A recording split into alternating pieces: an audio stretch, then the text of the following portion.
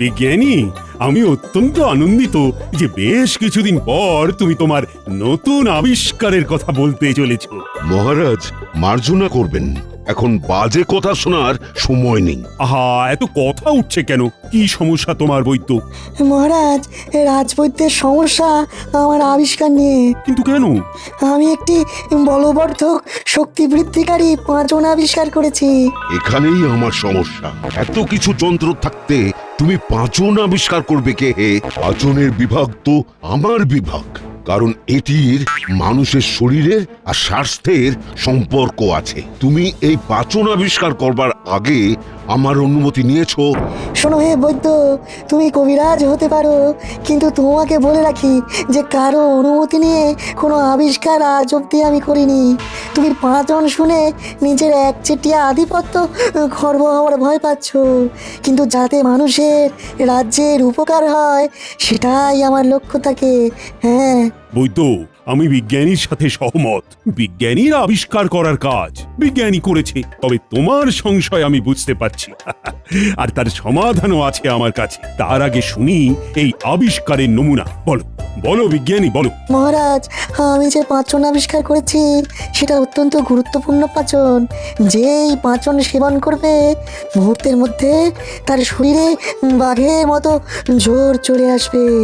সেই মুহূর্তে পাচনের প্রভাবে তার হাত পা নিষ্পিস করবে জোর দেখানোর জন্য। পুরুষ হোক বা মহিলা, সে সেই মুহূর্তে যাকে সামনে পাবে তাকে ঘুষিও মেরে দিতে পারে। হ্যাঁ মানে সে একেবারে হিতাহিত জ্ঞান শূন্য হয়ে যাবে, তাই তো?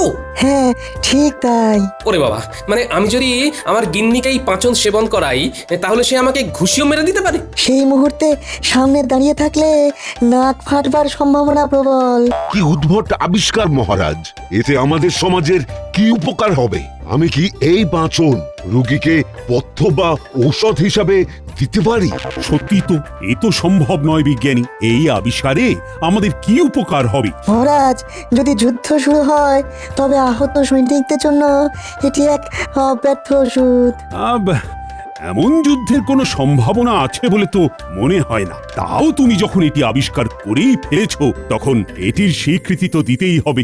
মহারাজ, আমার বিনীত অনুরোধ আপনার কাছে যে আমি এই পাঁচনের গুণাগুণ পরীক্ষা করে দেখব এবং যদি সন্তুষ্ট হই তারপর আপনি স্বীকৃতি দেবেন। বেশ, তো তাই হবে। বুঝলে বুঝলে বিজ্ঞানী, অত সোজা নয়। আমি সব বুঝে মতামত দিলে তবেই এটা আবিষ্কার বলে গণ্য হবে। আহা, তা গণ্যমান্য ব্যক্তিরা মতামত দিলে তবেই না আবিষ্কারের মজা। বিজ্ঞানী, তুমি অন্য কোনো যন্ত্র আবিষ্কার না করে এইসব পাঁচন আবিষ্কার করছো, তার কারণ হচ্ছে তুমি আমাকে হিংসা করছো। মহারাজ, বৈদ্যর নিজস্ব একটা সম্মান আছে, আর এখানেই বৈদ্য আঘাতটা পেয়েছে। মহারাজ, একটি বিনীত অনুরোধ আছে। বলো বলো কবি, বলো। পাঁচনের পাঁচালি হোক বন্ধ, দূর হোক আমাদের কবিরাজের দ্বন্দ্ব। মহারাজ, আমি নিজে এই পাঁচন খেয়ে দেখতে চাই, সাথে অবশ্যই বৈদ্য থাকবে। না না না না, তোমার যদি কিছু হয়ে যায় গোপাল। হ্যাঁ, সে বিষয়ে আপনি 100% নিশ্চিন্ত থাকুন মহারাজ, গোপালের কিচ্ছু হবে না। বেশ, তো তাই হবে। ওহে জ্যোতিষী। মহারাজ, পরশু সকালে একটা শুভ যোগ আছে, তখনই পরীক্ষা করা বাঞ্ছনীয়। বেশ, পরশু সকালে বিজ্ঞানীর গবেষণাগারে পরীক্ষা হবে। তারপর সবাই মিলে রাজসভায় এসে আমাকে ফলাফল জানাবেন। আজকের মতো রাজসভা তাহলে এখানেই শেষ করি। আর হ্যাঁ, আগে বৈদ্য পাচন সেবন করে দেখবে, তারপরে বাকিদের সেবন নিয়ে ভাবনা চিন্তা করা যাবে।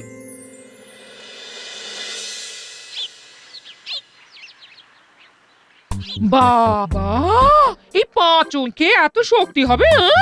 ঠিক গিন্নি, ঠিক। তোমার আগ বাড়িয়ে পাঁচন খাবার শখ হলো কেন? বাড়িতে কি তোমাকে খেতে দিই না?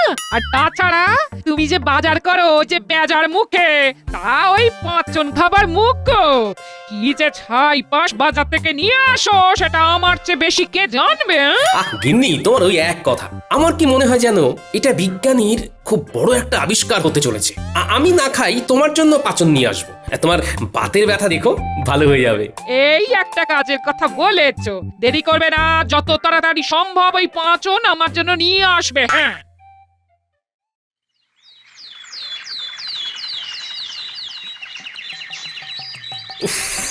এমনিতেই দেরি হয়, আর এখন গিন্নি আরো আমার দেরি করে দিল। উত্তর পাচনের কথা গিন্নিকে বলাটাই বড় ভুল হয়ে গেছে। এখন দিন রাত আমার কানে খালি পাচনের নামটা পড়বে। ওই শয়তান গোপাল যাচ্ছে রাজবাড়ির দিকে। আরো জোরে চল, আরো জোরে চল, একেবারে ধুলোয় পথ, আর সেই সাথে গোপালকে ঢেকে দে। আরো জোরে, একেবারে গোপালের সামনে গিয়ে দাঁড়া।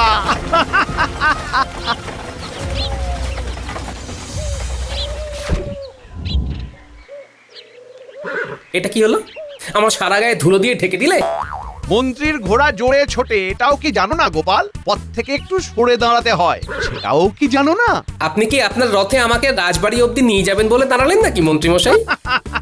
কিভাবে নিয়ে যাই বলো? আমার এই রথে মান্য গণ্য বিশিষ্ট জনেরা উঠতে পারে। তুমি তালে গোলে রাজসভায় চাকরি পেয়ে গেছো, সে তোমার ভাগ্যি। না হলে তুমি অতি সাধারণ কোনো মান্যগণ্য কেউ নও।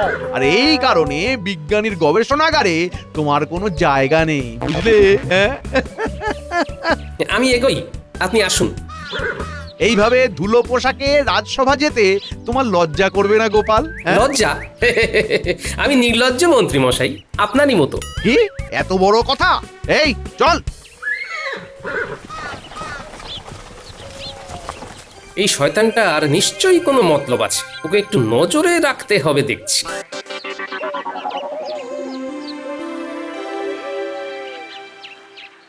মন্ত্রী, তুমি খুলে বলো না, কি বলতে চাও? মহারাজ, এই রাজ্যে আমি মন্ত্রী, প্রজাদের কাছে আমিও একজন সম্মানীয় ব্যক্তি। এইরকম একটা ভয়ঙ্কর গবেষণা কাল ঘটতে চলেছে, সেটা সামনে থেকে দাঁড়িয়ে দেখবার শুধু আমার অধিকারে পড়ে। বিজ্ঞানী কবিরাজকে পাচন খাওয়াবে কাল সকালে, সেখানে বিজ্ঞানী থাকবে আর বৈদ্য থাকবে এবং আমি থাকব। এছাড়া পণ্ডিত, একজন পণ্ডিত ব্যক্তি সম্মানীয়, তার মতামতেরও মূল্য আছে, কিন্তু গোপালের থাকার কোনো দরকার নেই মহারাজ। আপনি বললেই হলো নাকি মন্ত্রী মশাই? গতকাল ছিল এক কথা, আজ আবার আরেক কথা। মহারাজ, গোপালের পেটে কোনো কথা থাকে না, বলা যায় না। গবেষণাগারে এমন কিছু ঘটলো যা নিরাপত্তার জন্য বাইরে কিছু বলা বারণ হয়ে গেল। তখন আমরা মুখে কুলু পাটলাম, কিন্তু এই গোপাল সব কথা পাঁচকান করবে, না হলে ওর বদহজম হয়ে যায়। মন্ত্রী মশাই দেখছি মিথ্যে কথার ফুলছুরি ছোটাচ্ছেন। মহারাজ, আমাকে ওখানে থাকতেই হবে এবং ওখানে যা ঘটবে সেসব পুঙ্খানুপুঙ্খ বর্ণনা আপনাকে দিতে হবে। তাছাড়া সব ঠিক থাকলে খানিকটা পাচন আমার গিন্নির জন্য নিতে হবে। দেখুন মহারাজ, বিজ্ঞানী বলেছে এই পাচন সৈন্য দলের জন্য, কিন্তু গোপাল এখনই নিজের গিন্নির জন্য এই পাচন নিয়ে যাবার কথা ভাবছে। সে ভাবনায় ক্ষতি কি মহারাজ? আপনি তো জানেন আমার বাড়িটাই একটি যুদ্ধক্ষেত্র, আর সেখানে আমার গিন্নি বিজয় সৈনিক আর আমি পরাজিত সৈনিক। এখন পাচন খেয়ে আমার গিন্নির বিজয় রথ যদি অক্ষয় অমর হয়, তাহলে ক্ষতি কি মহারাজ? নিশ্চয় নিশ্চয় গোপাল, নিশ্চয় তুমি কাল অবশ্যই থাকবে। মন্ত্রী, আমি আর কোনো ওজোর আপত্তি শুনবো না। গোপাল থাকছে, আর গোপাল কাল যা ঘটবে আমি তোমার মুখ থেকেই শুনবো। নিশ্চয়ই মহারাজ। তবে গোপাল, একটু দূর থেকেই দাঁড়িয়ে দেখো, তাতে ছবি আরো স্পষ্ট হবে, সবকিছু একসাথেই দেখতে পাবে। আমাকে একেবারে সামনে দাঁড়িয়ে সব দেখতে হবে। আজকের মতো সভা তাহলে এখানেই শেষ হলো।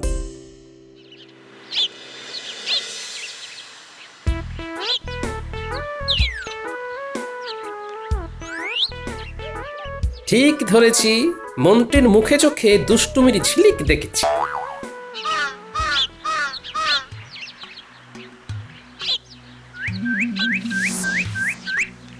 মন্ত্রী যদি ভালো মানুষের মতো নিজের বাড়ি যেত, তাহলে জুড়ি গাড়ি চেপে ফিরত, কিন্তু না, এ দেখছি জঙ্গলের দিকে হেঁটে চলেছে। হ্যাঁ, ঠিক ধরেছি। ও বাবা, বটার ঘটা দেখছি। মন্ত্রীর সাথে এদের কিসের কাজ? বলুন মন্ত্রী মশাই, আপনার জন্য কি করতে পারি? শোন, কাল বিজ্ঞানীর গবেষণাগারে এক পরীক্ষা আছে। আমি নিশ্চিত বিজ্ঞানী খুব ভালো জিনিস আবিষ্কার করেছে। কি সেটা? পাচন। শেষে পাচন? সেটাও গায়েব করতে হবে নাকি? হাসিস নে, গা জ্বলে যায়। যা বলছি সেটা করবি। কাল আমি যদি কিছুটা পাচন আমার কাছে রাখতে পারি, তাহলে তো কেল্লা ফতে, তোদের আর কিচ্ছু করতে হবে না, আমার থেকেই পাচন পেয়ে যাবি। আমি না পেলে পাচন তোদের বিজ্ঞানীর ঘর থেকে চুরি করতে হবে। পাচন নিয়ে আমরা কি করব, আর আপনি বা কি করবেন? এটা খেলে তোদের গায়ে রাবণের জোর আসবে। বটে তোদের পাঁচন খেয়েই গোপালের বাড়ির সামনে দাঁড়াতে হবে। পাঁচন খেয়ে না, গোপালের বাড়ির সামনে দাঁড়াবি, পাঁচন খাবি, তারপর গোপালকে ডাকবি। গোপাল এলে ওর মুখে ঘুষি মারবি, ঘুষি। ও বাবা, তারপর তারপর গোপালের নাক চিরকালের মতো ভেঙে যাবে। ও আর রাজসভায় এসে ভাড়ামি করতে পারবে না। তোরা রাজার পারিষদ হয়ে বসবি, বুঝলি? এই কাজ করলে তোরা অনেক অনেক ধনরত্ন পাবি। ঠিক আছে, তাই হবে। কাল আমরা অপেক্ষা করব। হ্যাঁ, এখানে। আমার নাক ফাটাবার পরিকল্পনা? দাঁড়াও মন্ত্রী, তোমার মজা আমি দেখাচ্ছি।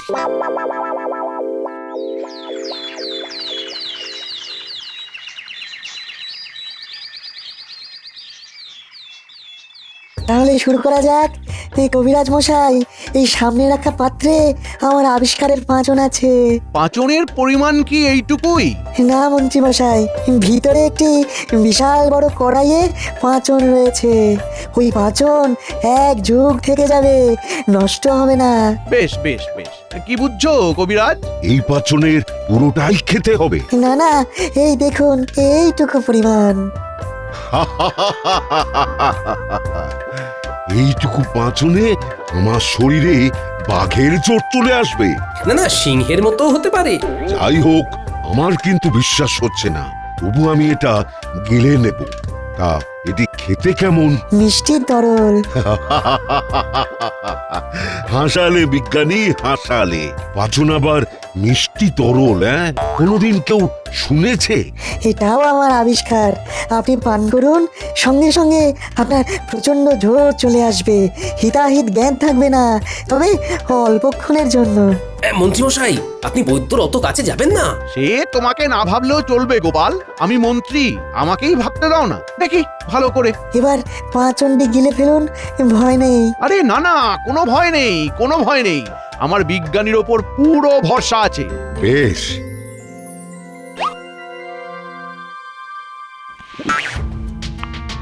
কি বুঝছো কবিরাজ? ইয়া! ইয়া!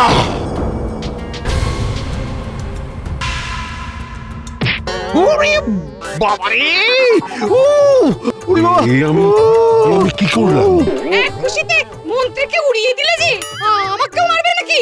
না, এই কবিরাজের সেই জ্ঞান এখন এসে গেছে, কিন্তু ওই প্রথম সময়টুকু কোনো হিতাহিত জ্ঞান থাকে না।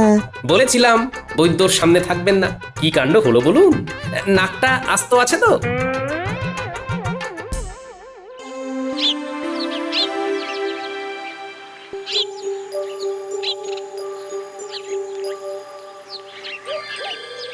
প্রণাম মহারাজ। গোপাল, এসে গেছো? বলো বলো বলো, কি সংবাদ? নিজের চোখে দেখে এলাম মহারাজ, বিজ্ঞানীর অভূতপূর্ব আবিষ্কার। পাচন খেয়ে রাজবৈদ্য মুহূর্তের মধ্যে প্রচন্ড শক্তিশালী হয়ে উঠল। বাহ বাহ বাহ, চমৎকার! পণ্ডিত, মন্ত্রী, বিজ্ঞানী, বৈদ্য সবাই নিশ্চয়ই রাজসভায় এসে উপস্থিত হয়েছে। চলো চলো, তাহলে রাজসভাতেই যাওয়া যাক। মানে বৈদ্য এখন ওই মন্ত্রীর চিকিৎসা করছেন। সে কি? কেন? মন্ত্রীর কি হয়েছে? মানা করেছিলাম যে বৈদ্যর অত সামনে দাঁড়াবেন না। কে শোনে কার কথা মহারাজ? আমাকে বুঝিয়ে বলো। বৈদ্য একখানি খুশি মন্ত্রীর নাকে বসিয়ে দিয়েছে। হ্যাঁ, সে কি? কেন? মহারাজ, এই পাচন খাবার পর আর কারো হিতাহিত জ্ঞান থাকছে না। খানিক পর যখন সে উপলব্ধি করছে, ততক্ষণে সে সামনে যাকে পাবে তাকেই ঘুষি মেরে দিচ্ছে। তবে যে এ অতি বিপজ্জনক আবিষ্কার। কিন্তু মহারাজ, তার থেকেও বিপজ্জনক খবর আছে। কি গোপাল? আগে আমার প্রাণ সংশয় হতে চলেছে যে। তোমার প্রাণ সংশয়? না না না না না, সে তো আমি বেঁচে থাকতে হতে দেব না গোপাল। তবে মহারাজ, আমি যা বলছি মন দিয়ে শুনুন।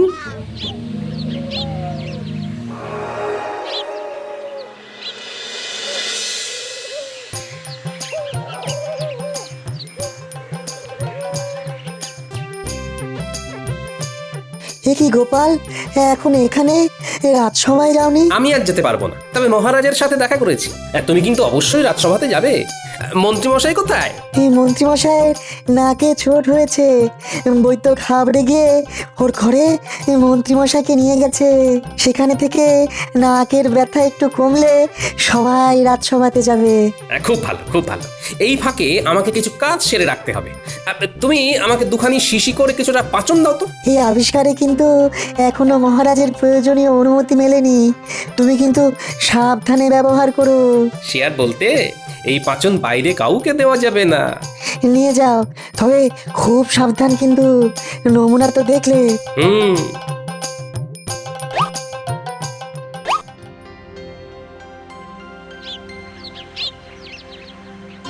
মন্ত্রী, তুমি এখন বাড়িতে নেই, আমি তাই যাচ্ছি তোমার বাড়ি। আমার নাক ফাটাবার আগে তোমার নাকি আর আস্ত থাকবে না।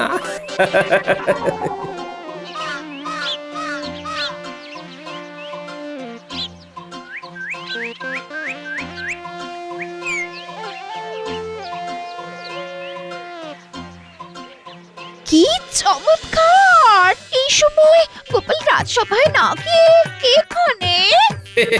রাজসভায় তো রোজই যাই, আজকে একটু ছুটি নিলাম। ভাবলাম একবার সাক্ষাৎ করে আসি। মন্ত্রীমশাইয়ের সাথে একটু আলোচনাও ছিল। কিন্তু তিনি তো এখন রাজসভাতে আছেন নিশ্চয়।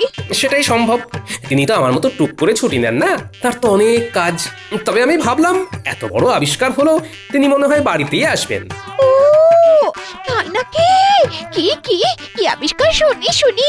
অদ্ভুত মিষ্টি পাঁচন, খেলে 100 হাতির জোর হয় সঙ্গে সঙ্গে। ও বাবা, আমি খেলো এরকম হবে বুঝি? হবে না মানে? আলবাত হবে, হতেই হবে। আমার তো মনে হয় এর চমৎকার মন্ত্রীমশাইকে একবার দেখি। কিভাবে? কোনো ব্যাপার না, মন্ত্রীমশাই যখন ঘরে আসবে তখন আড়াল থেকে মুখে ঢেলে মন্ত্রীমশাইয়ের সামনে গিয়ে দাঁড়াবেন। আড়াল থেকে কেন? তবেই তো মজা। মন্ত্রীমশাইয়ের যদি না জানা থাকে যে তার গিন্নি পাচন খেয়েছে, তাহলে আপনার শরীরের জোর দেখে একেবারে চমৎকার হয়ে যাবে। বাহ, চমৎকার! এটা কিন্তু খুব খুব সুন্দর হবে। সুন্দর বলে সুন্দর, মন্ত্রীমশাই একেবারে ধন্য ধন্য করবে। তাই হবে গোপাল, তাই হবে। আমি এখন আসি।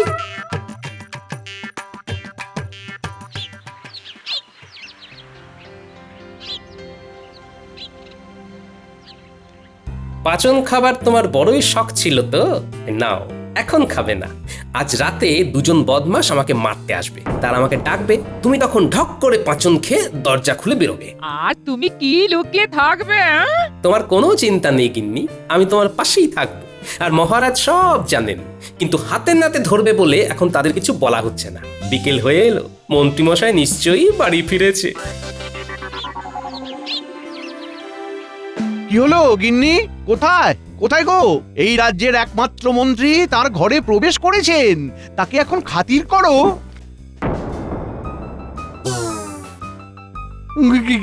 কি হলো গিন্নি? এরকম মুখ করছো কেন? ওরে বাবা, ওরে বাবারি, এই মুখ আমার বড় চেনা লাগছে। ওরে বাবা কি কি, হে ভগবান, এ আমি কি করলাম? কে তোমাকে পাঁচন এনে দিয়েছে গিন্নি? কে দিয়েছে?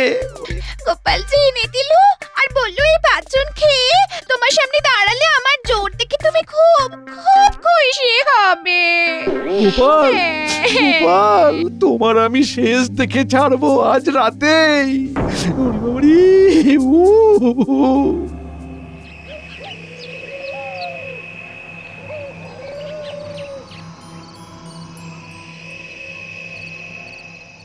যা, তোরা দুজনে পাঁচন খেয়ে গোপালের ঘরের দরজায় টোকা দে, যা।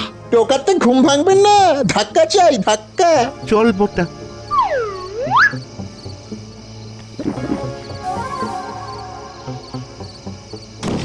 ওই যে এসে গেছে গিন্নি, তুমি পাঁচনটা খেয়ে নাও।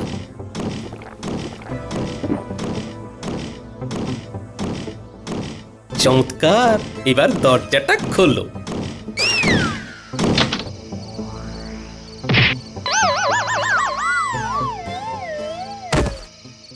গিন্নি, তোমাকেও বাহবা দিতেই হচ্ছে। ওরে ঘটা, তোর জারি জুরি শেষ। এই হতভাগা,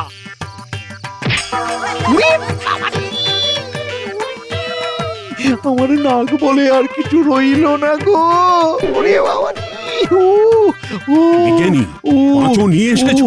হ্যাঁ মহারাজ। বৈদ্যকে আসতে বারণ করেছি, কিন্তু সভাকবি, পণ্ডিত, জ্যোতিষী তোমরা এক এক করে পাঁচন খেয়ে মন্ত্রীর সামনে দাঁড়াবে আর মন্ত্রীকে খুশি মারবে। মন্ত্রী যা করেছে এটাই তার শাস্তি। কি গোপাল, কি বলো? নির্ভুল মহারাজ। আমাকে আমাকে মাফ করুন মহারাজ। আসলে আসলে গোপাল সব সময় আমাকে অপমান করে। আমি তো লক্ষ্য করি সব অপমান তো তুমি করো মন্ত্রী। আর পাচ্ছি না মহারাজ। ওরে বাবা রে।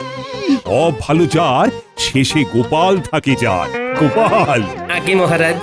গোপাল মন্ত্রীর সামনে দাঁড়াও, এই দাঁড়ালাম মহারাজ। পাঁচন খাও। এবার কি করবে গোপাল?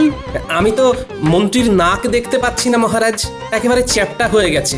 তবুও আপনি যখন বলছেন তখন